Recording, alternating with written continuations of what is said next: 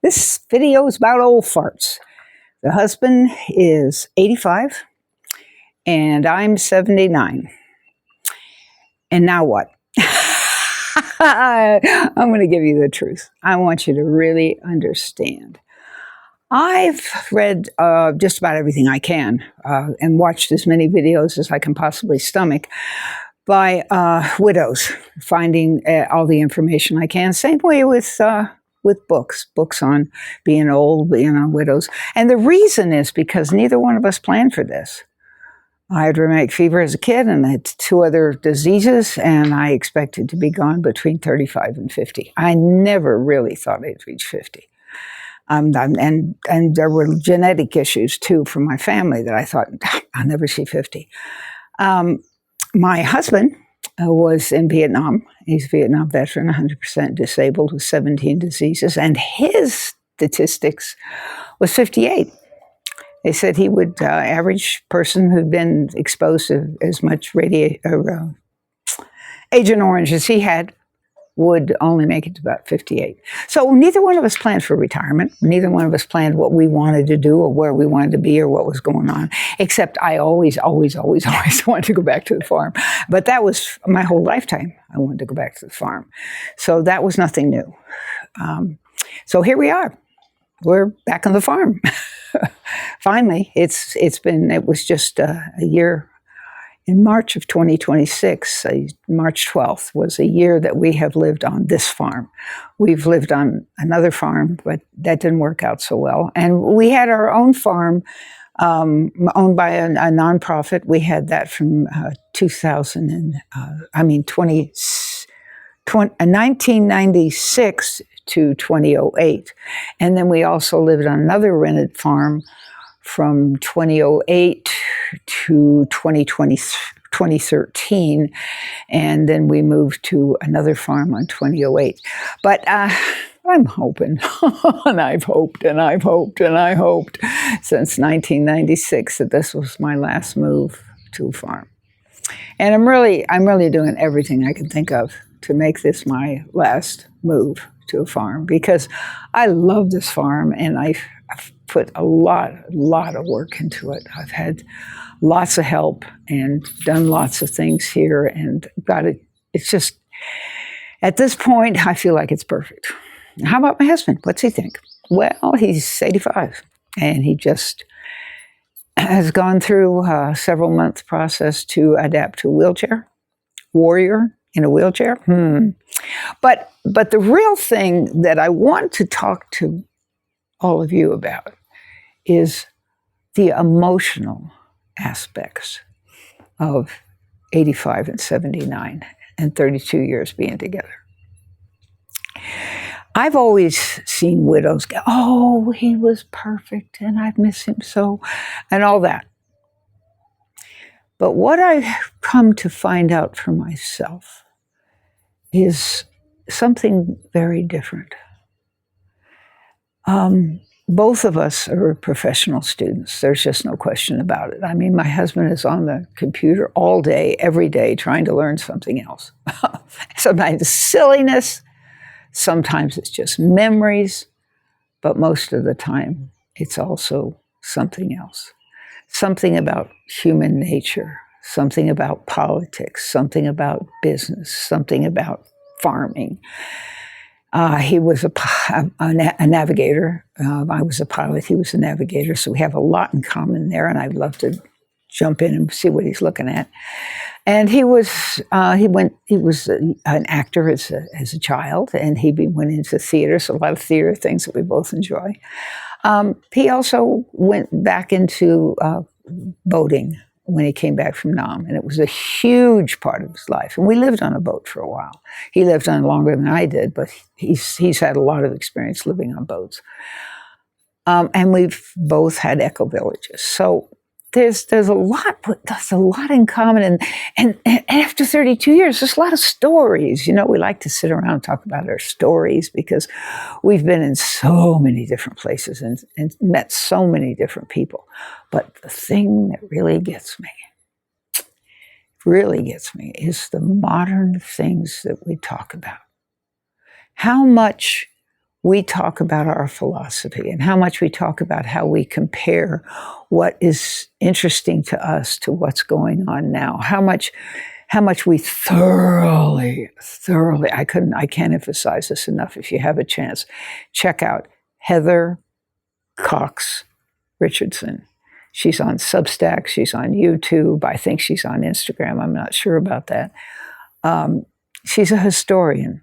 And I had a very, very poor history background in my schooling. I didn't like it. All I learned was dates, and I was just miserable. My husband, unfortunately, had a very strong history background, and he majored in world system geography, so he has a lot of comparisons, and he's traveled the whole entire world, a little tiny piece. And so he has seen and visited so much of what he studied. So he has a very different look at history, but boy, Heather just pulls it all together and makes it interesting. And both of us sit there and we just are, listening to her and amazed at her. We watch a tremendous amount of news shows together and discuss what's happening. And there's this incredible sense of learning together and being together and sharing our thoughts and really still being students of life, students of politics, students of leadership, students of administration, students of business, all of it, students of the climate. I mean, we're looking at all of it still. And it just, I really, really see a different life for me as a widow. I don't see just saying, oh, he was a great guy. And no, I don't. I see, oh, crap, taking care of somebody for so many years and finally getting to the point where he's in a wheelchair and I can't say, honey, would you turn that light on for me? Honey, how about handing me that dish? No. How about fixing dinner tonight? No. How about helping me with the laundry? No. You'll help me fold it. It's a very different life. So I don't think that's really what I'm going to say. And besides, he's got PTSD. I mean, he has all these blow-ups, and I have all these blow-ups because we both have PTSD, and none of that was fun. None of that is ever fun, but we both understand it, and that's what's important, but it's not fun. And I think we went out to eat twice last year. It's now the third month of 2026, and we are going out to lunch today for the first time. We're having a meal away this year. So going out and eating or going to romantic places or looking out over the river at night or any of that. No, we don't go out at night. So, and we certainly don't either one want to go off to Paris or any of that. No, this is where we want to be. We have excellent weather. We have our animals, the gardens, the flowers, outstanding restaurants not so far away from us, superb basic medical care. I mean, we just don't have any reason to go anywhere else and don't seem to want to. But we really, really, really enjoy each other. We enjoy each other in this time of unprecedented change, a volume of different things going on. And there's so much that's so different that it's fascinating. And having both of us been school teachers, we have so much to talk about what's going on with the COVID kids and how is that going to change their future. And there's just so much fascination with being someone who I've been in business with, the business of being a farmer, building houses and buildings and aquavillages and teaching, and we've done a lot of that. We taught in Massachusetts at events. We've taught together in the middle of the United States, what you call the center part of the United States. We taught in California. And then we've taught together in Florida and Arizona and Mexico and here. There's just so much continued excitement that isn't the initial flame of falling in love. Now it's a deep sense of security, a deep sense of respect for the knowledge that we share, of course, the memories that we share. I mentioned that. But no, this is about blended knowledge and fascination with what's going on in the world and how it's changed and how there's this conflict about should we stay here and put up with all this unprecedented stuff that's going on, or should we just check out? He had a friend a number of years ago whose wife had very bad dementia, and he was sick too, and they just got in a hot tub and checked out. And so that's always been in the back of the minds, and me too. I from the time I was a little girl, I was thinking about suicide because of the situation I was in as a child. And so that's a realistic conversation too. And it's really, really incredibly wonderful, absolutely wonderful to have somebody you can talk to about all those things. And we talk about, it's almost 2 years since either one of us has had any alcohol. Well, that was a big deal. Both of us smoked when we were young, but neither of us do now and have no interest in it at all anymore. That's a phenomenal thing. Both of us have had times in our lives when there's just been no safety. And we've had times together when there's been no safety too. And that's over. Because now in this place, there's a sense of peace in the midst of all the wars that are around the world that we talk about all the time, and the economic stresses and the loss of life and hunger and loss of education. I mean, there's so many things that we discuss related to that. But and things like, are we going to buy a new sofa, or is this the air conditioner need to be fixed? We don't have an air conditioner. We don't even. I think there was a fan somewhere in the house, but I don't even know where that is right now, because we leave the doors open every day, all day long until we go to bed, and the air blowing through, because we both really want to connect with the outdoors, and the dogs like to go in and out, and so does the cat. There's nothing.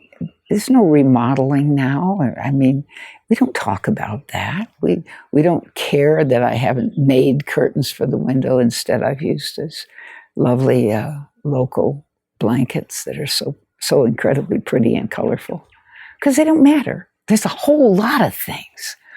Once I turned 70, I said, I don't care what people think of me. I just don't care. I don't care what they say about me. I really don't care. Because I've made it. I'm 20 years past whatever I thought I'd be. And now I'm almost 30 years past that. And I thought I'd have 2 years with this man, and I've been 32. So those things just don't matter. They just don't matter.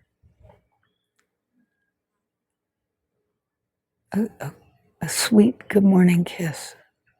A hug when I need it. A tender, good night, sweetie, get a good night's sleep. Wow. You just can't begin to imagine how that feels after so long. How it feels to have known that you made it through so many ups and downs.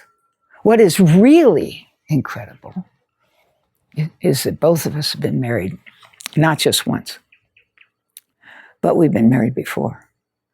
And we know what it feels like. We know what it's like deal with children who've gone through a separation, divorce. We know what it's like to have that sense of failure, incredible sense of failure, when actually what may have happened is we just didn't check it out enough before we got married. We just didn't look at enough factors, consider enough before we married. We just didn't think about what was going on in the world or what we wanted from the world. Or maybe we just plain weren't old enough to know anything about what we wanted to do or where we wanted to be or go or all those things. So there's an incredible sense of wonder that we're in a place of peace. Does that mean we don't ever want for things? No, of course not. I mean, this is still this bucket list. You know, he would love to visit Scotland, but he can't walk now. And the idea of trying to visit the Highlands without being able to put on his kilt and his sporran and take off across the field, no. And I don't really want to travel. I don't trust planes or people or wars or any of that. Not anymore. No. And I'm comfortable with that. I really am. I don't have as many longings or regrets, I think. I don't know if that's for positive, but it seems to me like his regrets are much greater than mine. If I die today, it's okay as long as somebody takes care of the dogs and the cat and the fish and the chickens. Good God. These are the things that you think about when you get into your third age. It seems funny, but it's true. And so much of the times. In fact, that's one thing I need to mention. If your partner has a positive sense of humor compared to you, what I mean is if both of you think the same things are funny most of the time, oh my God, what a difference it makes in your life. Both you're thinking the same thing is funny at the same time is absolutely priceless. I've got to admit to it. In fact, a friend of ours, dear person, a family member, extended family member, said to me so many times in the last 13 years since we haven't seen her, I miss Don's laugh. He just throws his head back and he has this amazing laugh. It's true. And she misses that. She doesn't say much of anything else, but she sure misses that. So keep it in mind. You know, it's not just about loneliness. It's not just about shortage of money. It's about the relationships. And it's about the depth of the relationships, where you go with it. I think about people I know who are married to much younger men, people who had much shorter marriages and much less traveling and excitement. And I'm sad because I don't think they have the same excitement I have every night when we gather together. I guess we're spending the day busy with all the things we're both busy with, because that's what we are. We're professional students, so we're both busy. But we get together at night and we watch a movie. And we very often, before we do that, we talk a lot about what's going on in the world. And sometimes afterwards, we talk about what is going on in the world and what we think about what's going on in the world. And it's so exciting and comforting, and makes me feel deeply, deeply successful, if I could use that word. It means emotionally, although I've failed time and time again in partnerships, in business, in schooling, all these different things. There's been sadness and disappointment, but Now, no. Now it's good. And I want you to know that, because sometimes people don't share that kind of information. Maybe they haven't thought of it, or maybe they feel embarrassed, or maybe they feel like it's too personal, or I don't care, whatever it is. Anyway, if you have any questions, put them right down here. I'll answer them. If you want to meet with me on Zoom, I'm happy to do that too. And when you get down there, please look at our nonprofit. It's called Summerland. Both of us are artists. Two of us women who are over 75 are artists, and we've created things that remind you of taking care of the planet. And that's really important to all of us who are involved with Summerland, taking care of our planet. I really want to thank you so much for being here today. It means a lot to me. I like the idea of being able to talk to younger people who may be wondering about these years and what it's really like. And I'm not marketing anything. I'm not trying to ask you what I want you to do. I just want you to hear what I have to say. And I think that's important, to have it, because maybe you don't have a grandma, or maybe you don't have a grandma that's as open as I am. Thanks for being here.